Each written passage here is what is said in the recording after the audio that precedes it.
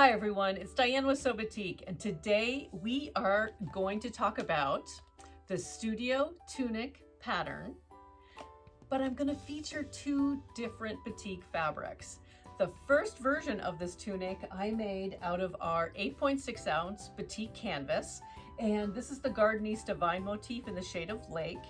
And I really wanted to make this simply because I think it's perfect for working outside and working in the garden, and for carrying all my different tools and gloves and just anything, because you're going to see that the pockets in this thing and the comfort of this tunic can be, you can use this for anything, whether it be inside your house or outside your house. The second fabric I'm going to feature today is our Batik Linen. And I'm going to take you through a step-by-step tutorial of how this tunic is made, and kind of featuring a few differences and things to think about when you're working with a heavier canvas versus a lighter weight woven Batik linen.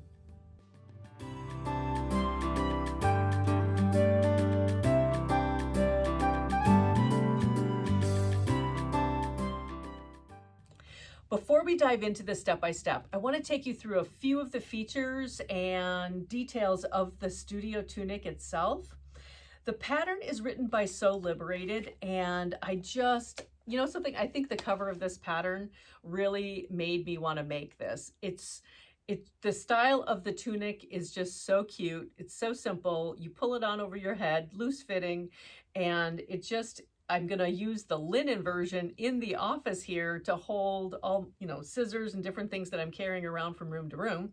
And then, like I mentioned, this is going to be my outside gardening, and I wore it last weekend. I took a picture of it, so I'll show you the picture here. For those of you who follow us on social media, I did post it on our Instagram and Facebook page as well. But it's just really a comfortable top.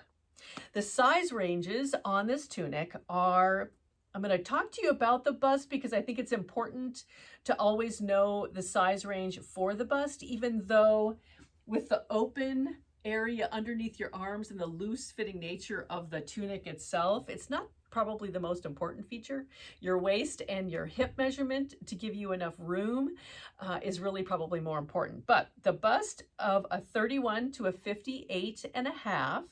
Now I should say this is the size ranges of 0 to a 34.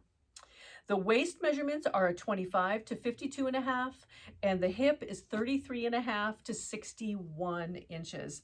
And so it really allows for a lot of different size ranges. And if you need to grade in between each one of the sizes to fit your body style, simple to do that as well.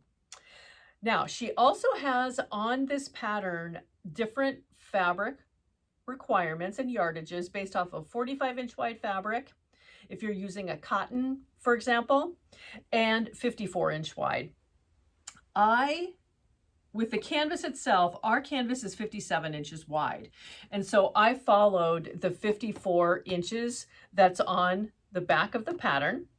And the linen that we're working with today is 54 inches wide, so I used the same yardage. Now I will let you know that I am sewing and cutting out a 14, a straight 14. And so I started, based off the fabric requirements on the jacket, I started with 2 1/4 yards. But I will say, with the canvas, even though it's just slightly wider, I'm using about the same number of inches for both of these garments.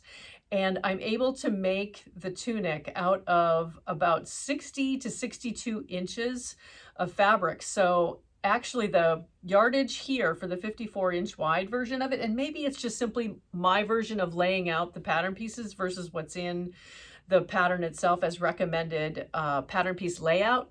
It must be just slightly different. I never really use those. I just kind of do my own layout based off of what I have on the table. And so I was able to use almost a 1/2 yard less than what was required. So play around a lot with your fabric layout, your pattern piece layout, because sometimes you can save a little bit for future projects. You never know what you're going to make out of whatever you have left over. So take that into consideration.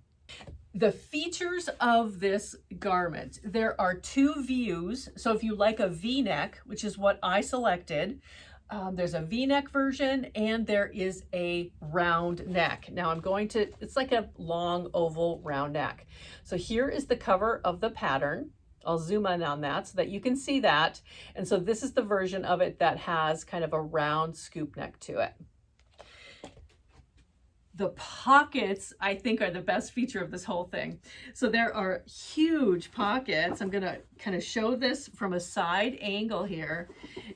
And you will see as we go through this step by step, the pocket extends past the side seam and is stitched to a portion of the back of the garment. Now that is depending on size.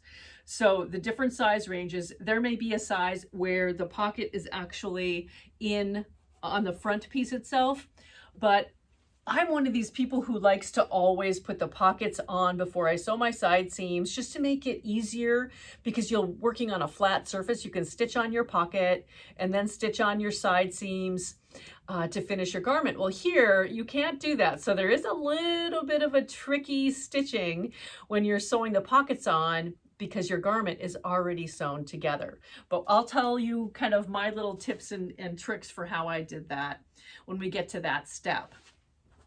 As I had mentioned, the arm opening is very loose, very open, so it gives you a lot of room in the garment.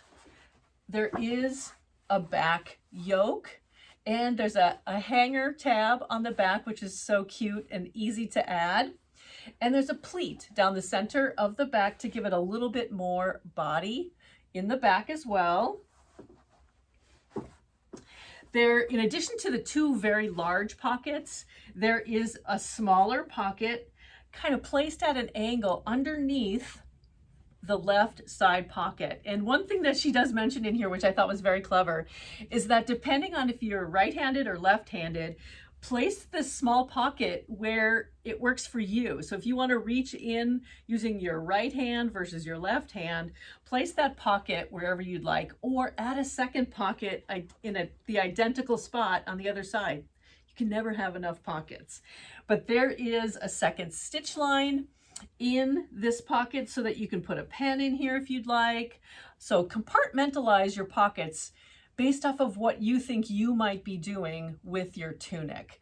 You can even make compartments out of the larger pocket if you'd like to. It just depends on what you're going to use it for and what your style is.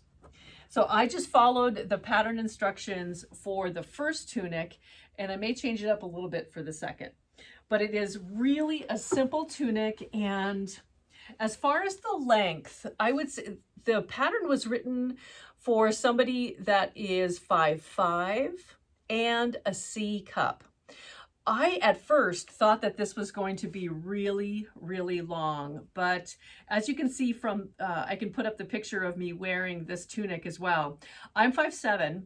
I did not change the length of the tunic at all, and it did come up.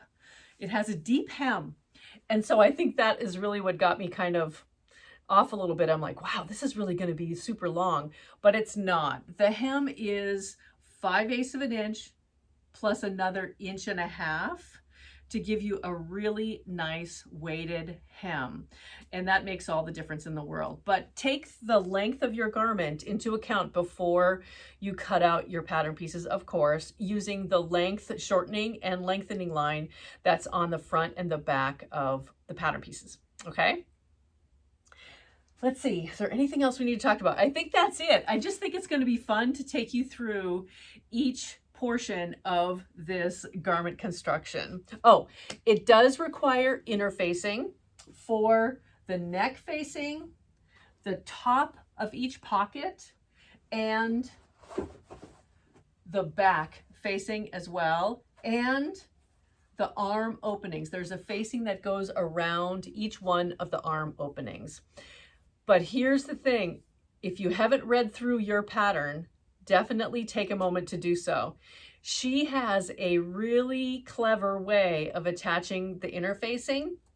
So don't fuse your interfacing to those pattern pieces before you get to the step of preparing your facings. It is not fused first. Okay, so just hold off on that. So if you're somebody who likes to take your pattern pieces and fuse your interfacing to your fabric before you cut out your pattern pieces that are facing, don't do that. You can, but it won't finish the same way. And I just think this trick is really cool. So let's get started constructing our tunic. I wanted to share with you the pattern layout that I'm using for the linen. And this is the Phoenix motif in the shade of Clifton Garden. And I have this folded in half right down the center. Okay, sometimes I don't do that depending on how many pattern pieces are on the fold, but this one works really well when I simply fold this in half, exactly in half, basically.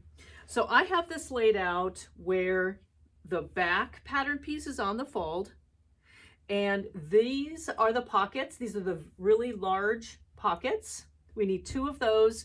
Here's the front of the garment. And this is not on the fold. We have a center seam. And then what I've done over here, and I'm going to move, actually I'm going to move this over just slightly so you can see. One moment.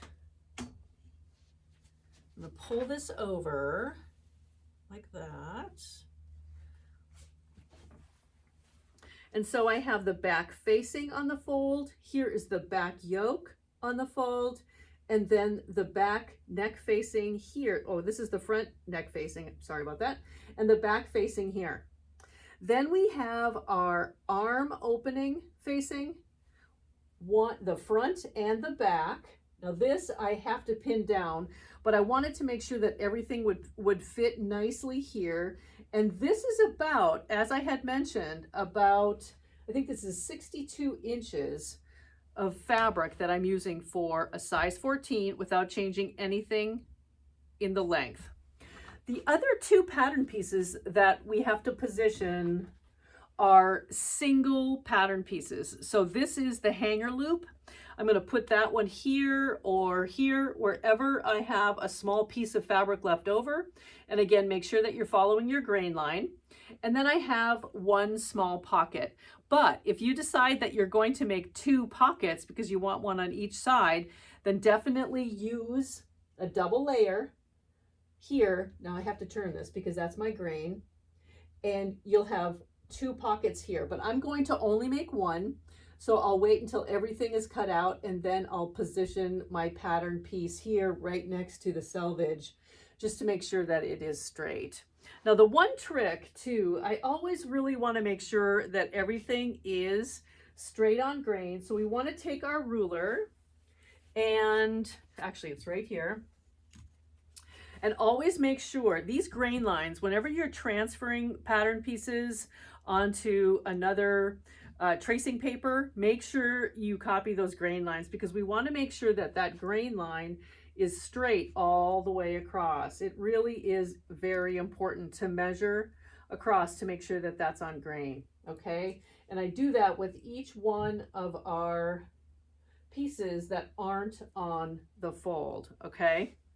But this is how I laid out our Studio Tunic using 54-inch wide Batik linen, and there's a little bit of fabric savings. I'm really happy for that.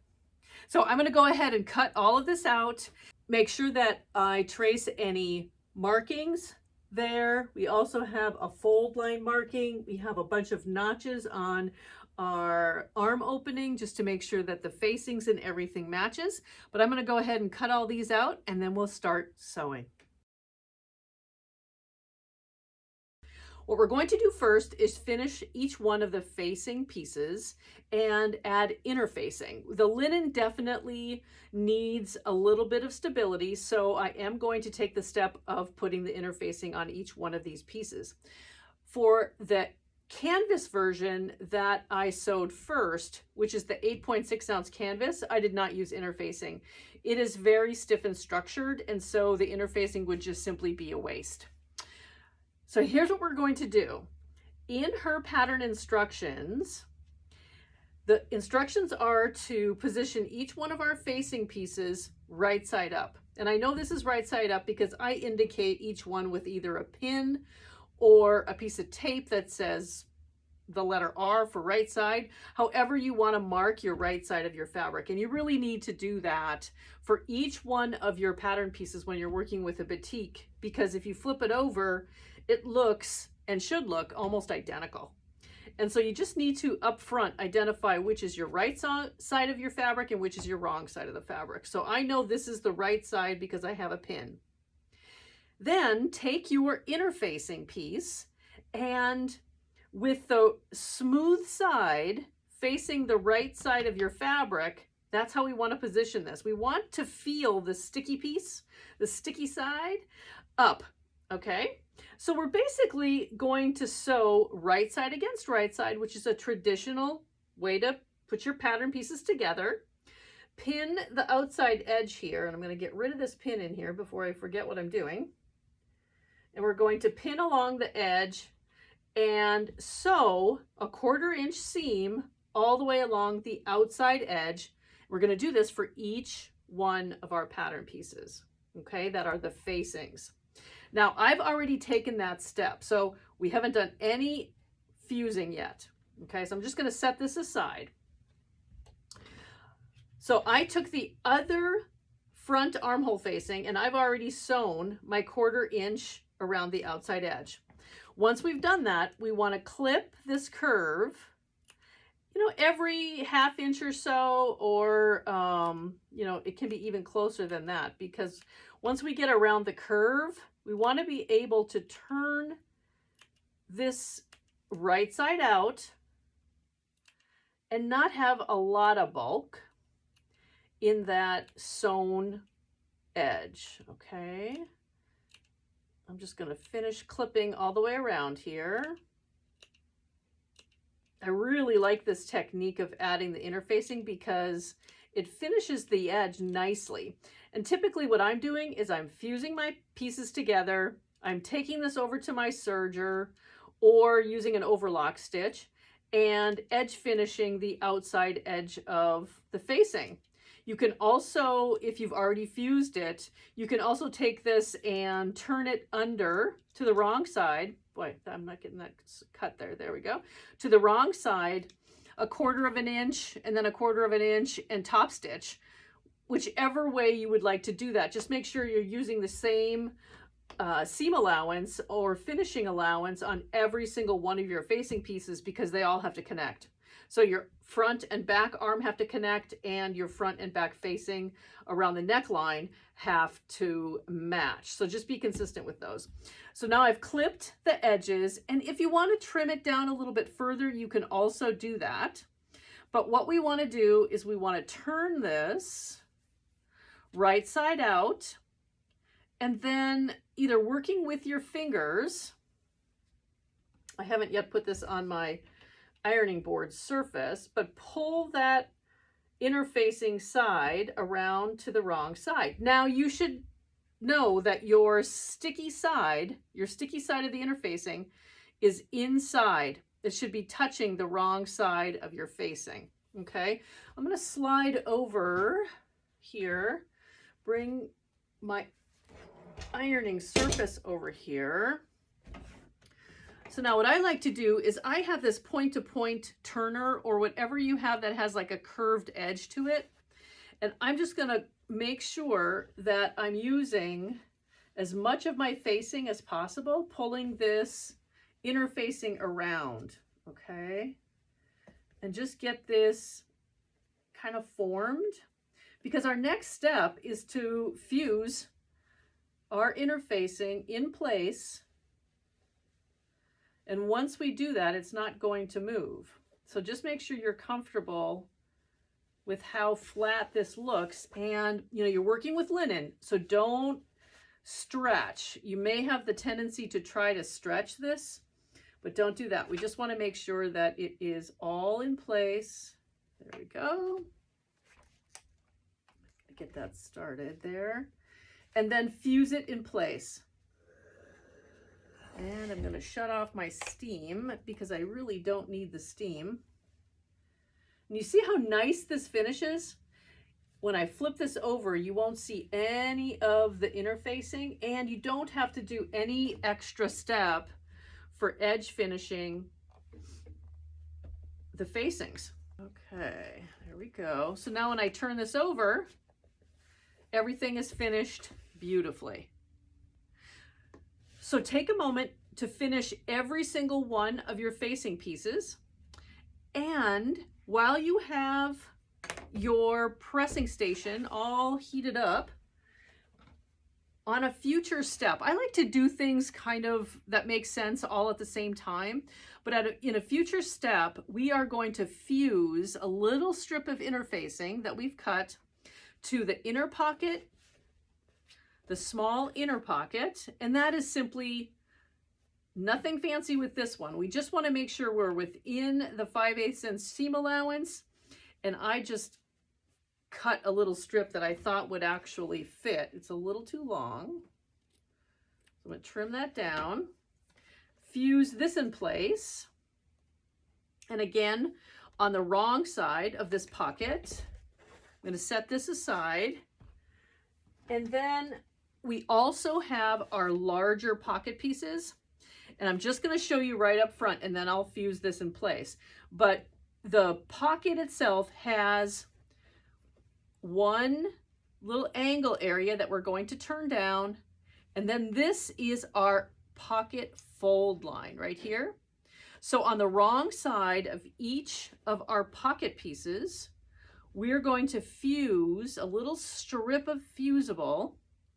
And I measured this so that you could get an idea of what the measurement is. There really isn't anything in the pattern that describes how large this little piece is, but it measures about 13 inches across by 2 inches, because you don't really need the interfacing in the seam allowance, which is right up at the top edge. We want to just add a little bit more stability inside this fold here.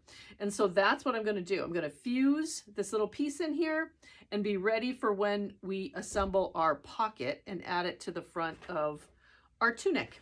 Okay, so those are the two things that you should be doing at the same time. Let's stitch up the edges of our facings, fuse it in place, and then fuse your pockets in place. Okay, I know I'm jumping around in steps, but it just makes sense to do this all at the same time. Our next step is to sew a row of stay stitching around the arm openings, the neckline, on both of the front pieces, and I've already done this. I'm going to set these aside because we're going to work on the pocket next. Stay stitch also, this is the back yoke, the sleeve opening, and then towards the center back, the sleeve opening. Now the stay stitching is a 1/2 inch. We want to keep it 3/8 of an inch to a 1/2 inch because we want to keep it inside our seam allowance, which is 5/8 of an inch. This is the back piece. The yoke is going to be attached here, but we want to stay stitch the arm opening on both sides. Once that's done, just set these pieces aside and we're going to work on the pocket. Here's the right side of our pocket, and we have the wrong side that I have already attached interfacing to it. And so what we want to do is we want to take whatever guide, if you were really super precise and made the right strip and attach that here, we could simply pull down the edge, the top edge of our pocket right along that interfacing stitch, but I have a little bit of an angle there. I wasn't too precise. And so I'm going to use my Clover hem pressing tool and just pull this over to make sure that I am a straight 5/8 of an inch of a fold here. Okay, so pull that over and press that in place. And again, this is on the wrong side.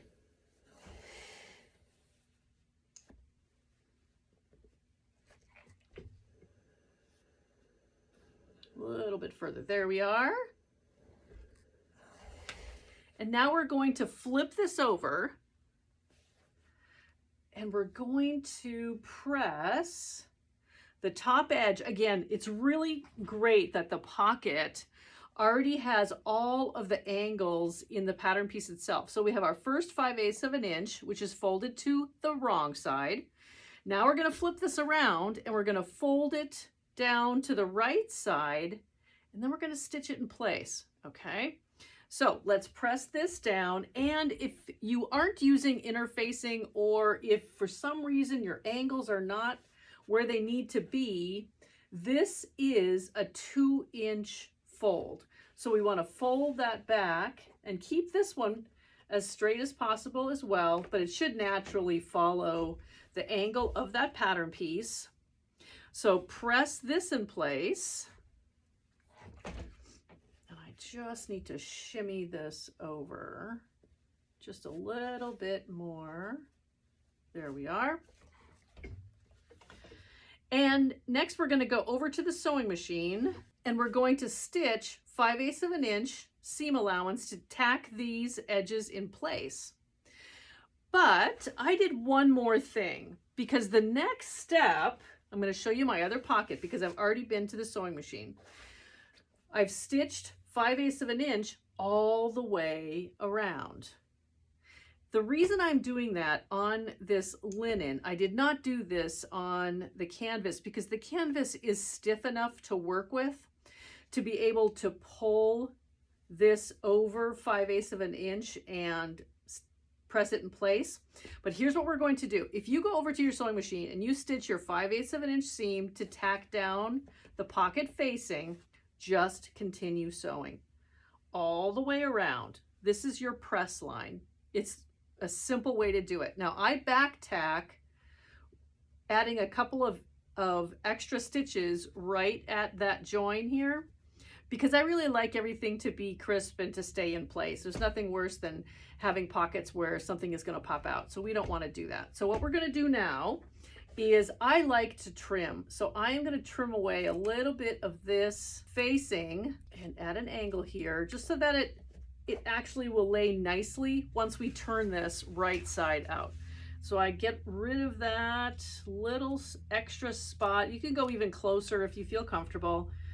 And then just don't cut through the stitching, okay? And so now we're gonna turn this right side out. And I wouldn't have needed to do a really, really crisp press line there. I just like to just make sure everything is lined up. And now I'm using my turning tool to make sure I can have a really, really great point right in the corner there, okay? We wanna get a good point on both sides. This one's easier because of the angle that it's in. And now I'm going to press this one more time to make sure that this is pressed the correct way now. Just like that. And I'm going to take the time now to press following my stitch line. That's 5/8 of an inch, so that we see the stitch line on the wrong side of the pocket. Okay, that's going to be our guide. Now you could use your hem guide here to do this as well and to keep everything straight if you didn't want to sew your stitch line there. But I find this to be, when you're working with kind of a looser weave fabric, having that stitch line there, I think it saves a little bit of time, and it just keeps everything really nicely straight and gives you a nice guide. A little bit there. One more side. And if you want to keep this straight underneath that little spot right there, that'll force it into the corner and keep everything lined up nicely. There we go.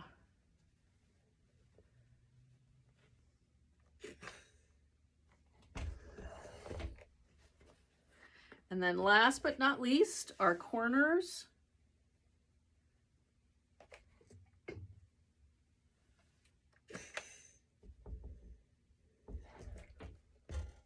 Now, if your corners don't stay in place like you want them to before you attach your pocket to the front of the garment, I have another little trick, and I think you've seen me use this before, but if you take a little snip of the double-sided basting tape. This stuff is golden. Take a little bit of that, put it down. You see that? Right in, that's a little too far in. Let me attach it to the top side here. If you put it right in place, and then peel off the white paper, pull this over, and you can probably finger press it just enough to keep it in place. But if you want to put a hot iron on it, that's good too. And then it won't move on you, and you won't have to worry about the corner of the pockets before you attach your pocket to the front of our, excuse me, the front of our tunic. So it is actually, it's really great to have little tools like this. This basting tape is, it really comes in handy when you have little spots like this. I used this when I worked with our heavier canvas, and I think even the 5-ounce canvas, it just really keeps everything in place so that, let me throw this away, so that when we do put this pocket on, we don't have to worry about keeping anything pinned in place, okay? But our next step here to finish off the pocket is to stitch along the edge of our pocket facing, and we're done. We're ready to set these aside, and we'll go back and keep working on our tunic. But this is how we construct and prepare our pocket. Okay, so I'll finish the other pocket. Now, we also have a small pocket. This is going to be prepared the exact same way, okay? So, and if you made 2 of them, definitely work on both of your pockets. But again, what we want to do is fold back our facing, create a really nice straight edge, and then this pocket has 2 little notches, one on each side, that tells you exactly where to fold this in place. And this time what I'm doing is only going to press the 2 ends, set this aside, and not the center. Now again, I'm going to go to the sewing machine, and we're going to do a 5/8 of an inch seam, back tack there, and back tack right at this folded edge, just for extra security, and then continue stitching 5/8 of an inch, turn, 5/8 of an inch, turn, come back up, back tack right at that fold, and then finish that off. Clip your corners, turn it around, top stitch your facing right at the fold, and you've got your second pocket. Our pockets are all done, and I did take a little extra step. What I did is, we're supposed to top stitch really to secure our folded facing right along this folded edge. I also stitched along the very top. I really felt like it needed just a little bit more reinforcement so that the pocket, if you're putting something in and taking something out a lot, that it doesn't move. And I didn't do that on the canvas version of this, but I think it just really makes a nice clean finish to the pocket. So I did do that. Our next preparation step here is for the hanger loop. And on the very back, between the yoke and the back piece, the main back piece, we have this really cute hanger loop. And so this is only one piece. It's not interfaced or anything. And so what we're going to do is very simply take this, and now you're going to see that, you know, linen does move on you. So just really try to not over process everything when you're working with linen. But we want to fold this in half and create a crease line right down the center of our loop. Okay. And then we're going to fold both edges into that center crease line, because we're going to tuck in these raw edges. This is just a really simple way to create a little hanger loop, or if you're a bag maker, this is exactly what you do when you're creating a tab that you want to put on the end of a zipper. If you don't have a fancy zipper charm, it's a really simple way to do that. So we want to just fold both of those into the center, and then we're going to press this one more time. We're going to take this over to the sewing machine, edge stitch along the folded edge and along our open edge here, and that will make this little hanger loop ready to attach to the back of our garment when we get to that step. And we are going to work on the back of the garment in 1 second. So I'm going to go stitch this up, and we're going to start on the back pieces of our tunic. Next, we're going to create the pleat on the back portion of our tunic. I position the yoke, which is going to be our join. I position the yoke on my ironing station just because I want to make sure that the pleat is the right width, so that when I sew my yoke together with the back piece, everything lines up really nicely on the arm opening. I know the markings are accurate. I just always want to make sure that everything is lined up properly, because we have our center back and then we have 2 markings. Those should match up with the markings on our back piece once we've created our pleat. With both of these right side up, I'm going to take, I know where my center is, and I'm going to take and move the top over to the back there, so I can create my little pleat on this side. And it really measures about 1/2 inch that it's being moved over. Okay, I'm going to put a pin in that and do the same thing. So I want to put tuck it right underneath. So there we go. And I have the markings right there. So I have my pleat should measure about 1 inch across. But if I lay this down before I do any pressing or any basting, because our next step, I'm not going to do anything with creasing this, but I want to make sure that right across the top here, and we're matching it with our notches that are on the back yoke, that everything will line up perfectly. And it's a little narrow right in there, so I think I'm going to adjust this just a little bit to move it out. There we go. Because I really want it to match nicely. And this is when we can adjust it to make sure everything fits properly. Much more comfortable with that. So I'm going to baste this in place, and I'll be right back. Okay, that is in place, and everything still lines up really nice. So the next thing we're going to do is we're going to figure out how to make our hang tag. I have sewn 2 stitch lines across the top, and so you can kind of pick which one you think is your better side.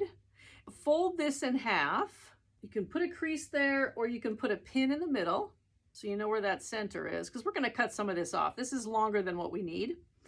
And then we're going to take a tape measure and measure about 5/8 of an inch away from the center. We're going to turn this so that we have kind of a, you see how that is as a right angle, and I've turned it so that it's on top of the portion of the hanger that is horizontal. I can almost just put a pin right in there to keep that in place. I know where my center is here, so I'm going to do another 5/8 of an inch, grab another pin, and we're going to, here, let me put that right there. We're going to flip this to be right there, right in front, like that. Put a little pin in there to keep that in place, just like that. And so now what we're going to do is position this hang tag. You see how that is about 1 inch here? We want to have that right on top of our pleat and about 7/8 of an inch away from the top edge. Let me just see how much 7/8 of an inch is. There. Pin this in place right on the edge there, just like that. It's going to sit right center in front of that. We're going to attach the yoke to our back piece. I'm going to flip this over. So now I'm looking at the wrong side of our back piece. And I'm going to position the wrong side of the yoke against the wrong side of the back piece. And I think the one thing that I never mentioned way at the beginning of this video is that this entire garment is sewn with French seams so that everything is encased inside our seam allowance. That was very interesting to do on an 8.6 ounce batik canvas. It was a little tricky. I felt like I wasn't going to do it that way, but I did. I decided to do the French seams, and I'll show you in a minute what they look like and how bulky they feel on the canvas. It wasn't as bulky as I thought it was going to be. I was going to actually do a finishing with my serger, and then I just decided, nope, you're going to follow these instructions and you're going to do the French seam. The seam allowance on the tunic is 5/8 of an inch. When we're working with French seams, we're sewing the wrong sides together first with a 1/4 inch seam allowance. I'm going to press that seam open, and then we're going to turn it right sides together and sew a 3/8 inch seam allowance. And that'll be a beautifully finished seam. I've sewn the seam, and I want to tell you that the one thing that I did, even though the French seam is going to have one stitch line here, and then it'll have a second stitch line when we sew our right sides together, I really like to backstitch once or twice over the hang tag loop area. There's nothing worse than having something come undone. And I just really think that it's a simple way to do the little bit of reinforcement that you're going to need. And then I also back tacked at both edges. Cut these extra loop ends off. And now we're going to press this open.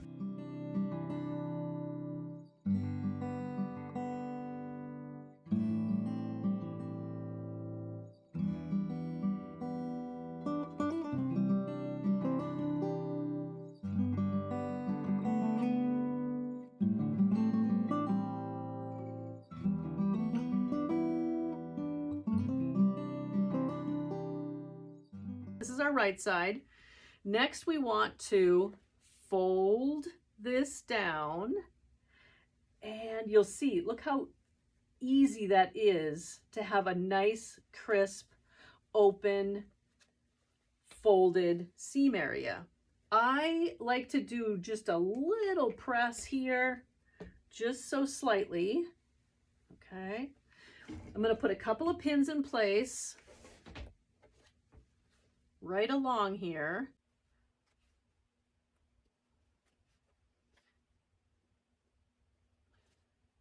And now we're going back to the sewing machine. Our seam allowance this time is 3/8 of an inch, and back stitch or back tack on either end. Here's the right side of our tunic. Next, what I'm going to do is press this. There we go. Doesn't that look great? There's our hang tag right in the center. And if I flip this over, you're going to see very nicely finished French seam. And before we're done, let's do some top stitching. I'm going to top stitch right along this folded edge here, the seam allowance, and then again, maybe 1/8 of an inch away from that, or even 1/4 of an inch. It'll be a really beautiful top stitch.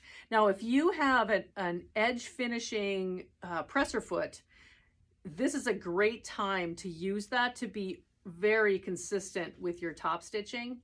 I don't have that here today on my Juki. It is at home. And so I'm just going to do my darndest to do a nice little simple finish. Here is the back finished with the top stitching.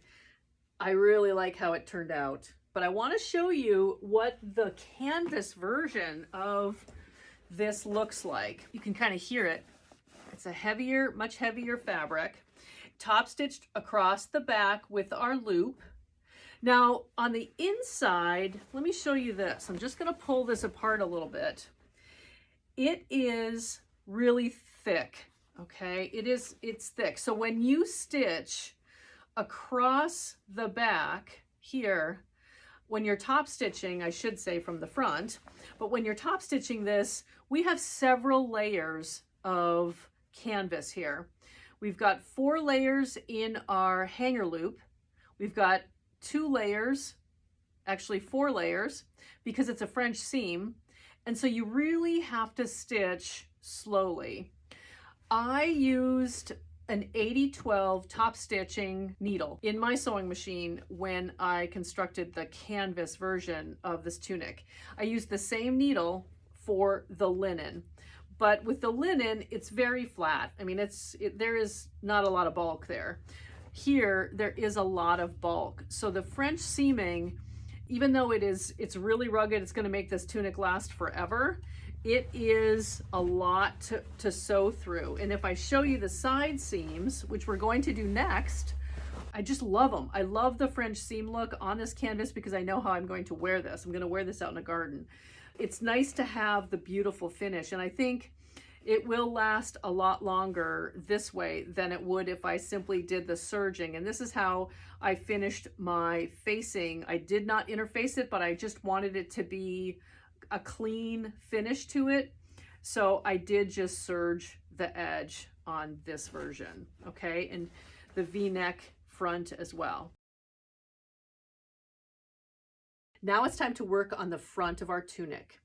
Right sides together. I'm going to flip this over the other way. Now remember, I am working on view A, so we have a V-neck. If you're working on view B, which is the round neck, you simply need to sew your seam allowance 5/8 of an inch from the center top all the way down to the hem. So we're sewing our 2 front pieces together. If you're working with the V-neck, we need to start right at our pivot point here. Okay, this is going to be the center of our V-neck. And I'm just going to put a pin, make sure that they're in the right spot and pin that together. And it's best to sew starting from the V all the way to the hem.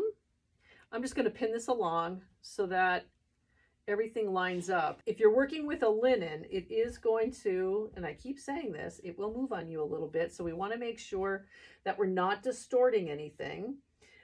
But this was really laid out on the straight of grain, so nothing should be moving very much at all for you. But I just like to make sure everything is lining up. So we're going to sew our 5/8 of an inch seam. And I do want to tell you that I'm not jumping the video camera over to my sewing machine simply because I think it doesn't add a lot of value. I am going to show you how I put the pocket on when I go over to the sewing machine, because that is a little tricky, and I just found a little technique that seemed to work for me. So hopefully it's okay that I'm not showing you how I sew a straight line. I just want you to know how this is put together. Now we're going to press our seam open.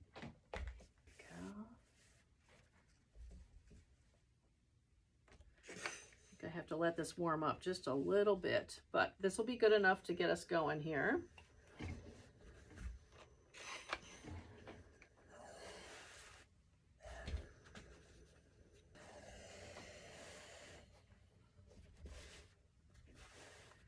Next, we're going to take each side of our seam and tuck it underneath so that the edge, the raw edge, is touching our seam, and press this in place. And once this is done, we're going to top stitch this in place. It just looks really beautiful when it's top stitched on the front. As I'm doing this, I want to tell you that when I worked on the canvas version of this tunic, I was thinking a lot about those of us who might not be able to put a tunic on over your head. I think the front seam area, because I know my mom is challenged with just lifting things over her head to get them on. If you have any restrictions on arm movement or anything like that, there are so many options for finishing the front of this garment. Do you see how it's just a simple straight seam? This would be a great opportunity if you would like to add a zipper to zip up the front of your tunic, put it on normally like you would any top and just zip it up. Or you could put buttons, you could add a facing to it and add buttons to it. So it could be finished in any way that you would like to. If there's any hesitation whatsoever about putting the tunic on over your head. So think about these things when you're kind of crafting your tunic, and even with a linen, definitely can add a zipper, a really lightweight zipper to it, or just simply a facing with some really fun buttons.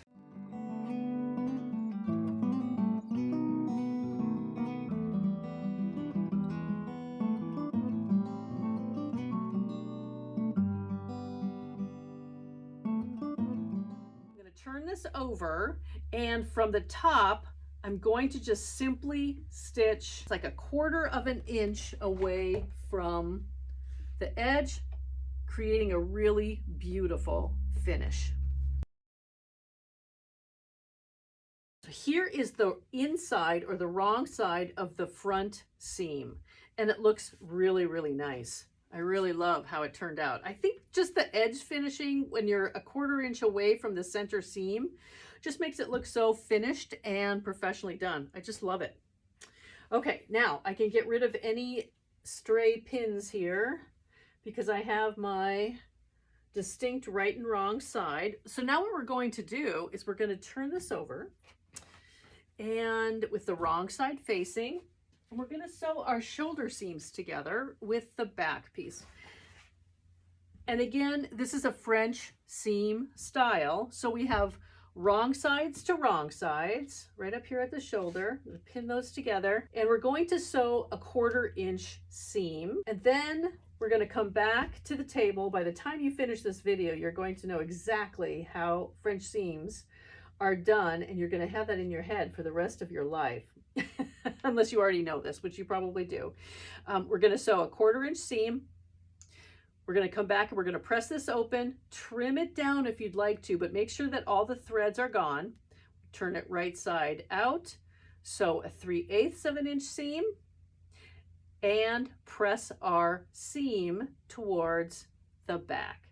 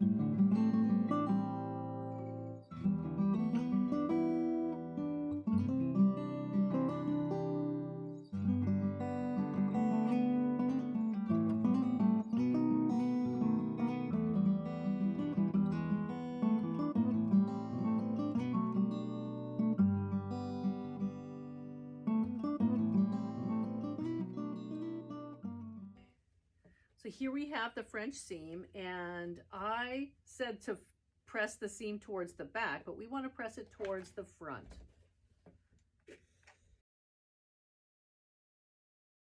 If you're following the pattern at the same time as following this tutorial, I am going to change things up just a little bit. I always like to add the facing of the neckline to a garment when it is flat and open. I just think that it is so much easier to attach that facing when I can lay my fabric flat on my sewing machine. So let's get the V-neck for the front, and yours might be for view B, but for me it's the V-neck, so that is what I'm going to stitch up. So let's get rid of our pattern pieces. We don't need those anymore. What we're going to do is sew our facings together 5/8 of an inch. Okay. And I'm just going to put one pin in here. Do you see how the back neck facing has a little bit of a V? Make sure that the outside edge, which is your finished edge of your facing, matches up. This is just something that I always do because we can always trim or change what's happening on the inside of our facing because that gets attached to the garment. I always want to make sure that 5/8 of an inch down, that when I sew these together, my external outside facing matches perfectly. So we're going to sew this together with a 5/8 inch seam, and I'll be right back. Next, we're going to press our seam open.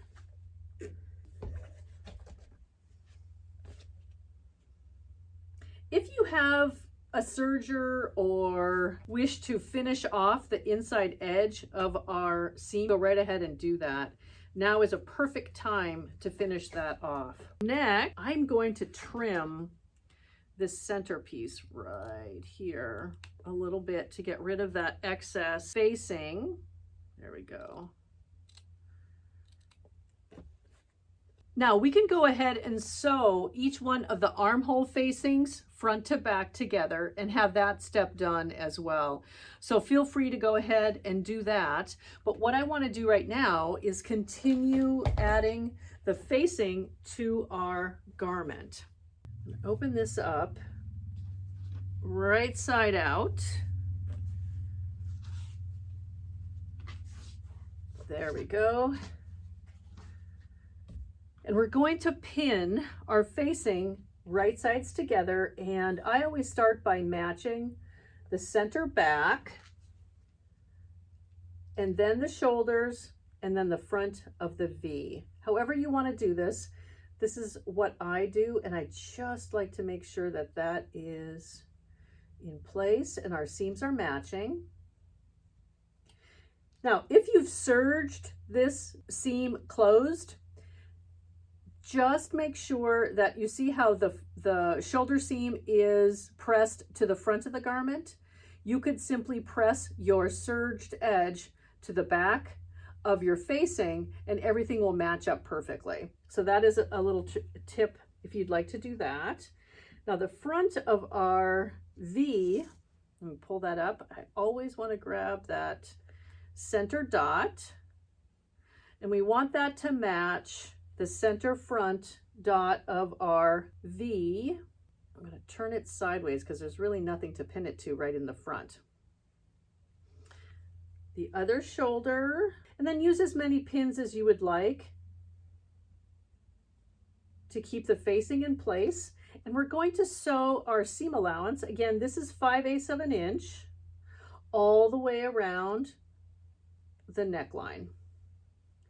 Now, when you get down to the front, we want to pivot right at that point and then continue sewing up the other side of our V-neck. Start up here, pin this in place. I found this facing to be a perfect fit to the garment. Now, I say that because sometimes there are patterns where no matter what you do, there's just something amiss or something just doesn't fit properly. I just love it when a pattern fits absolutely perfectly. Okay, so I'm going to just straighten this out a little bit because I want to see the front of the V to make sure that that is going to line up perfectly. And it will. Okay. So you can either sew from the facing side or you can sew from the inside garment side if you're worried at all about making sure that you hit that V in the exact spot. So that is totally up to you, but now I'm going to go to the sewing machine and do a 5/8 seam all the way around. I did sew this on with the front side up and the facing side on the base of my sewing machine. When doing that, it really makes a huge difference of where you start and stop right at that V, and it just matches up my seam on the front of the garment. So next, what we want to do is we're going to trim any threads, as well as we're going to trim our V to create our V all the way into the center, making sure, actually I'm going to flip this over just a little bit here, making sure we don't cut any threads, because we want to make sure that this opens nicely and creates a beautiful, beautiful V. There we go. Trim your seam allowance down to about 1/4 of an inch. We're going to press our seam toward the facing and understitch, and it really gives a beautiful finish to the inside of the garment. Then we'll go back to our side seams and adding the facing to the arm opening.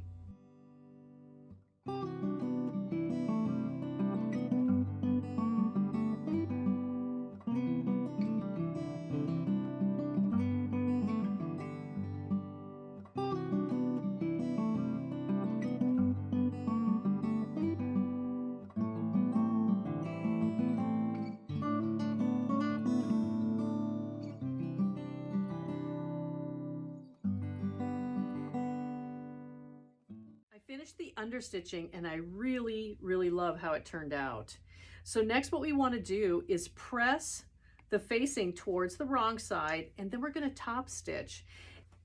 The measurement was about 3/4 of an inch away from our edge, our neckline edge, but feel comfortable with whatever you believe your finished fold is. Find the shortest spot, because it might not be exactly perfect. I believe 3/4 of an inch or 7/8 of an inch will get you really, really, really close to our facing outer edge.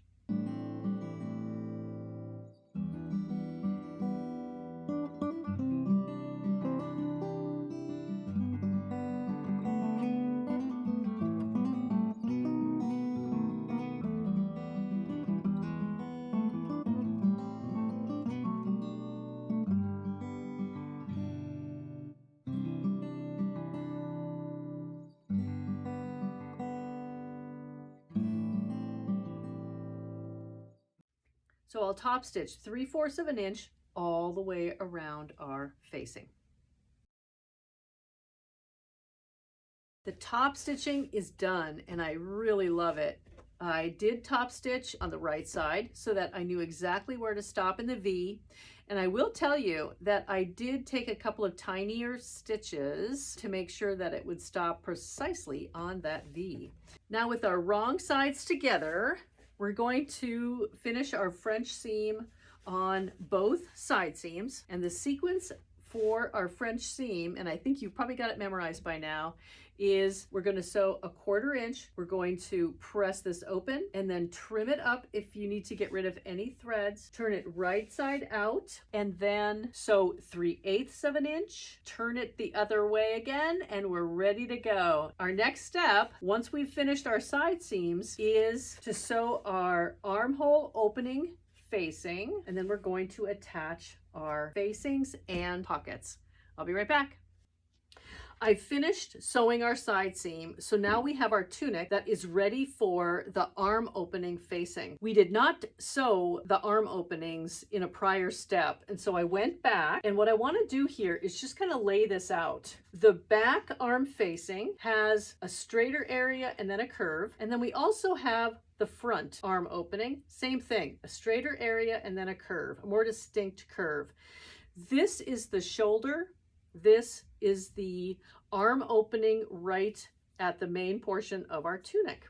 So we want to make sure that we're sewing those two pieces together. And I've done that for both of our arm facings. We have one that will be on the left side and one that'll be on the right side. Now, the one other thing that I do is, yes, we have our notches and we can match our notches.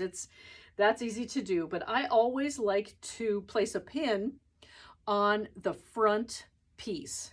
So I have the front piece pinned on both of our facings. So this particular piece is going to go on this side of our garment.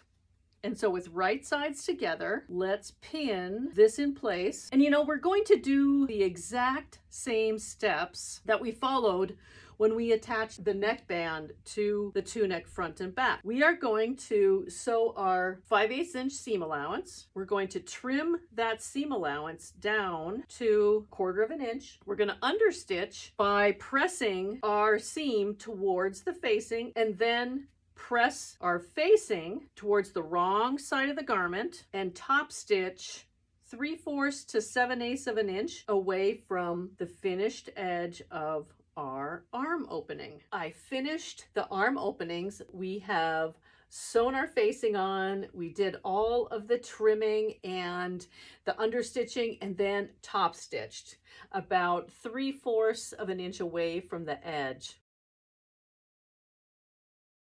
Our last step, except for hemming the garment, is pockets. I have to tell you that I was using and am using a friction pen. These do disappear if you are pressing your fabric. I did have to replace a couple of dots, and I knew that was probably going to happen. I always try to stay a little bit away from any markings, but that just didn't work this time. I did take the pattern and placed it back on the garment, match the center dot, and then I had a couple of placement marks that were already there, and so I matched these two placement marks to make sure I could put these 3 placement marks in place. So here's what we're going to do, and I'm just going to leave this on here for one moment. The small pocket is placed with the top 2 corners on the inner pocket placement guide. That's where this is going to go, and we're going to stitch this in place. And remember, we have another stitch line down the center here if you would like to have a spot for a pen, as an example, or a pencil or something like that. So just remember to compartmentalize your pockets the way that you will use your tunic. And then we have the large pocket, one for each side, and this will be placed with the top point on the large pocket placement. And then straight down from that, we have 2 corner pocket placement dots. Everything else will flow nicely away from these 3 points. Those are the only points you really need to place the pocket on your tunic. And then the same thing will happen over here. So let's take these off, start positioning our small pocket using our placement dots. Now, probably the easiest thing to do is just simply use pins to position this in place, but I want to caution you, and if you do have double-sided basting tape, now is a definite time to use this, because if you're going to use pins, you have to reach in, position your hand in here without moving anything, and pin this in place the best way that you can, because we want to make sure that the pocket doesn't move when we get it over to the sewing machine. Now, that was really difficult when I was working on our heavy canvas, because pins and canvas just don't go very well. It's too thick to use pins. The basting tape is really a wonderful tool. I simply took the basting tape and put it along this edge. The other good thing is you want to make sure that this is folded under really nicely. I'm going to grab my scissor, cut that off. Tack that down, pull this white piece off the paper side, and do the same thing for the other side. I'm not going to put anything on the bottom edge because, that's how sticky this is, by the way, because I don't think it's necessary. That might be overkill. And if you think this is overkill, you can also just simply tack down the corners to make sure that those are in place. Just enough so that the pocket does not move when we are positioning this underneath our sewing machine needle. Now let's take this, put this back in place, making sure that everything is lined up. See how linen moves. So we want to put this in place, tack this down, and you can just simply use your fingers to put that in place. And now it won't move when we take this over to the sewing machine. I'm going to lift up the bottom of the tunic, slide it underneath the sewing machine needle, and really kind of make a crevice or like a basket shape right in the center. That will keep everything flat so that we can finish the edge of the pocket really nicely. On this particular machine, I know that if I follow the inside edge of this foot right to the right side of the needle, that I'm going to have a very close stitch to the edge of my pocket. If you see how this moves a little bit, just be very careful that we just guide the fabric through. We don't need to push or pull. So that's what I'm going to do as we stitch around this pocket. I start the needle in, not at the edge, in, and then I back stitch and then go forward, following the edge of the pocket with the edge of my presser foot. Hopefully you can see this and my fingers are out of the way. And I get as close as I can to the edge, turn it, put my presser foot down. It's a little bit over, but I think it'll be just fine. And then I'm going to push my fabric away and then just simply continue sewing. And just let the feed dogs take your fabric through.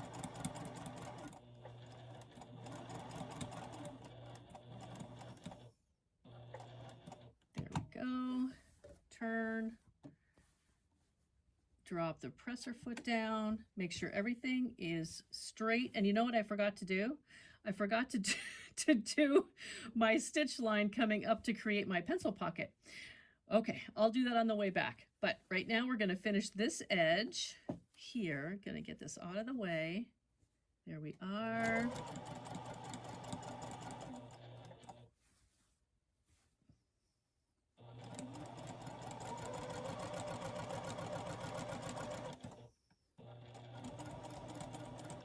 Hopefully you can see this now. I'm trying to fiddle with this fabric.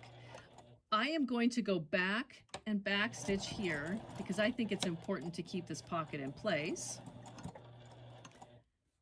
I'm going to go back one more stitch. There we go. Now I'm going to turn this. Stitch 1, 2 times. Yeah, that's good. And now the presser foot on the left-hand side, I'm going to just follow my prior stitches, or it looks like maybe the edge of our pocket. And that'll give us a really nice second stitch line.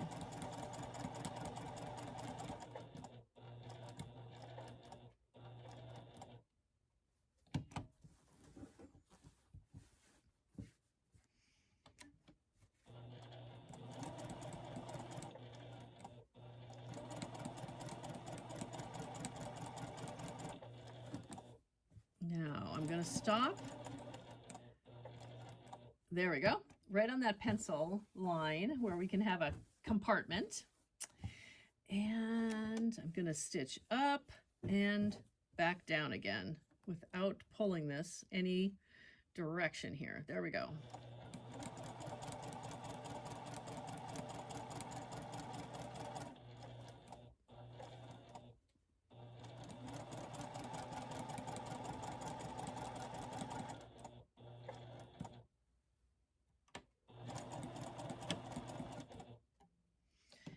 Flip it around.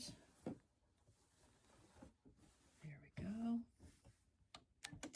And go back one more stitch. One, there we go.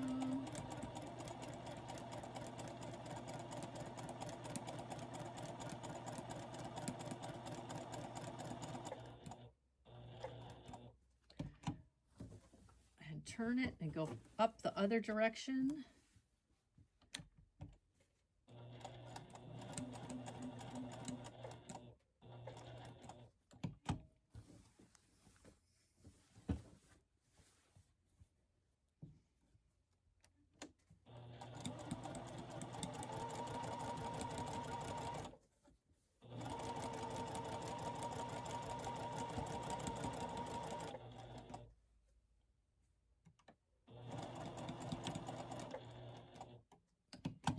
I'm going to turn this to top stitch right across this edge and back.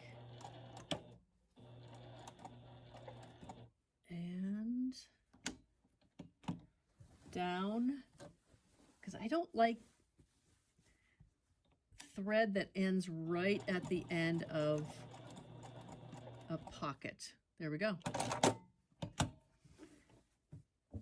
There we have it.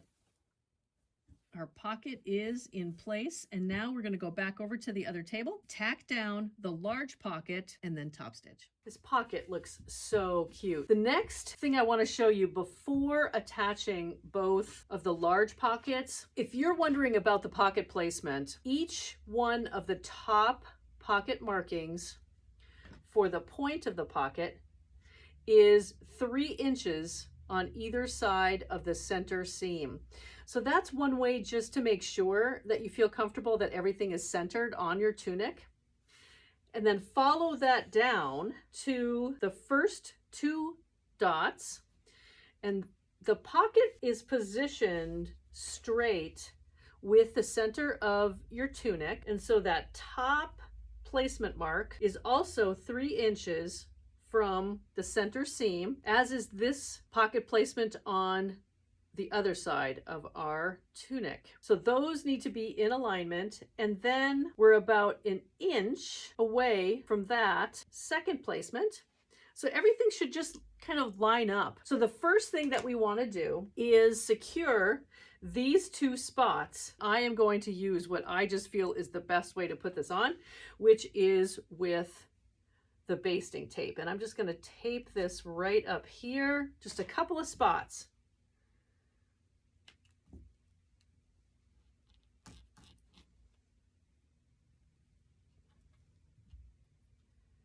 And one down at the corner, one down at this corner. I'm not going to take the paper off of this one yet because we have to turn our tunic a little bit to put this on the back side of our tunic. So I'm going to leave these 2 on for now. Take this white paper off and put our pocket in place. So there, and the dots. And if you really want to make sure everything is centered, take your ruler and just follow it down to make sure that you're 3 inches away from the center seam. Okay, so these are in place. And now what I'm going to do is sort of roll the tunic over, just like that. The seam is a little bulky, so just make sure that that is flat and it is facing forward the way you pressed it. All of this should be flat. And now we're going to pull off our white paper and this one. And everything is in place. Let's go stitch on the large pocket.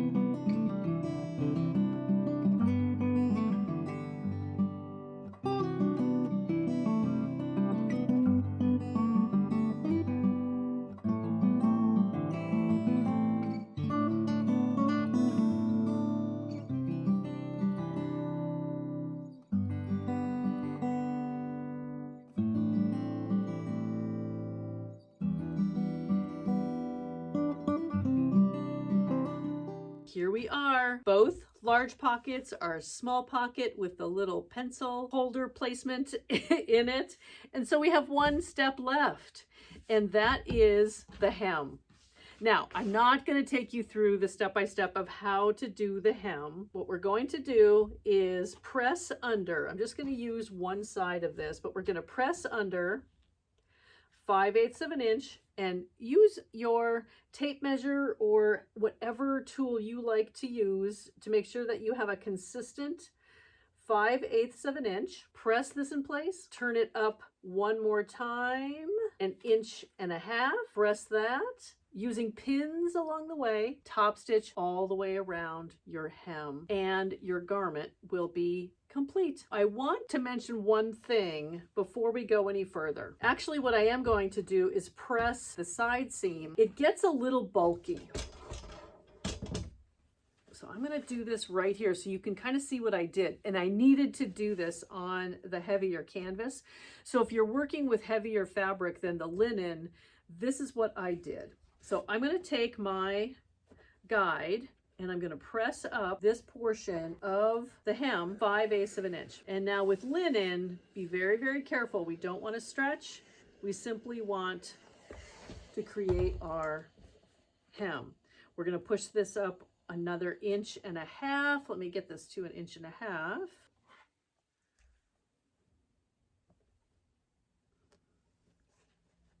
There are so many different techniques for keeping a hem in place, whether it be pins, whether it be a running stitch that gathers it up just slightly. Whatever it happens to be, use whatever technique that you really, really love. When we were working with the heavier canvas, this area right here that has our French seam, we have 1, 2, 3 layers of a French seam. That can get bulky. I'm going to use a marking pen and mark exactly where the fold line is going to touch the fabric. And the reason I'm doing that is I'm going to unfold our hem. I'm going to cut away some of our seam because we don't need this heavy seam. It's inside the hem. So I'm going to cut this away up to, almost up to that pink mark. So I'm going to cut in slightly below that mark and then cut away this excess fabric because this can really get bulky. If you would like, cut all the way almost to the seam, open this up and press it open, and that will eliminate even more bulk. So just know that you can make this a little bit lighter, easier to stitch through, especially with a heavy, heavy canvas or a heavier cotton. So I'm just going to continue finishing the hem, try this on, and we're going to summarize our Studio Tunic. There we go.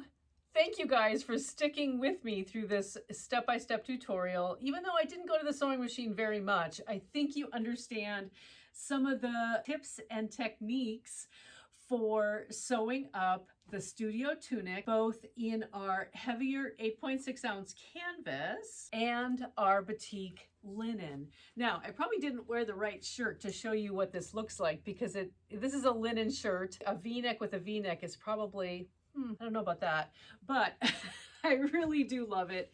And the pockets are great. The small pocket, which side is my small pocket on? Right over here is great. Let me turn around so that you can see the back. So we have the pleat, the hanger loop, as well as just the, I don't know, I think it fits great. I can't wait to use this. My goal is to use this in the office because I come into work. Some days I'm sitting at my laptop working on website things. Sometimes I am working on cutting orders. Sometimes I'm shipping. Sometimes we're doing inventory. Regardless of what it is, I really need a place to put my tools, my ruler, my pen, my phone. I mean, so many different things. And I think this tunic is really going to be perfect for it. I have so many aprons, so many different style aprons, but they don't have, like, to me, the pockets are just the dreamy part of this tunic. They're just great. And the fact that it's loose fitting, it goes way down. It's easy to put on and to take off. I really want to summarize a couple of things. One, the pattern is the Studio Tunic by Liberated. sizes 0 to 34, so it has a great range of sizes. I started with 2¼ yards of fabric.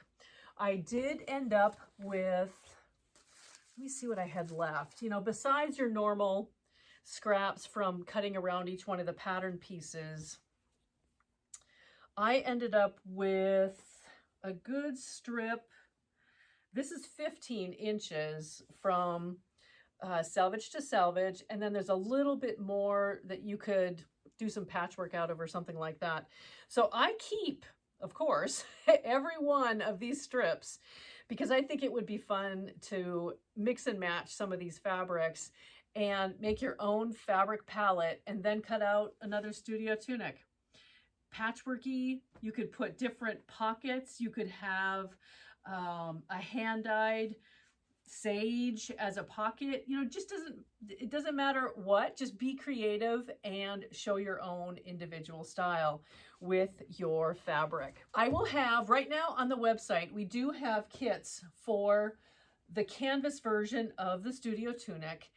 I'm going to add a kit for the linen version. So if you love linen and want to use this in your home or in your office, whatever you happen to do, we'll have a kit for you with that. And there's always an option of adding the pattern if you don't already have the pattern. We do discount the pattern when you're buying a complete kit, but it is an optional add-on. If you want to make multiple Studio Tunics, you just simply need to go to the Studio Tunic garment kit, pick out the fabric that you want. We'll include the interfacing. You don't need to buy the pattern a second time, but you're always getting a discount when you're buying a kit. The interfacing that I used for the linen is a lightweight shape flex, and this is the number SF568.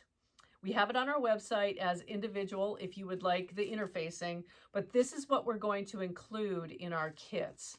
So you will get 3/4 yard or a yard of this 20-inch SF568 lightweight shape flex in your kit.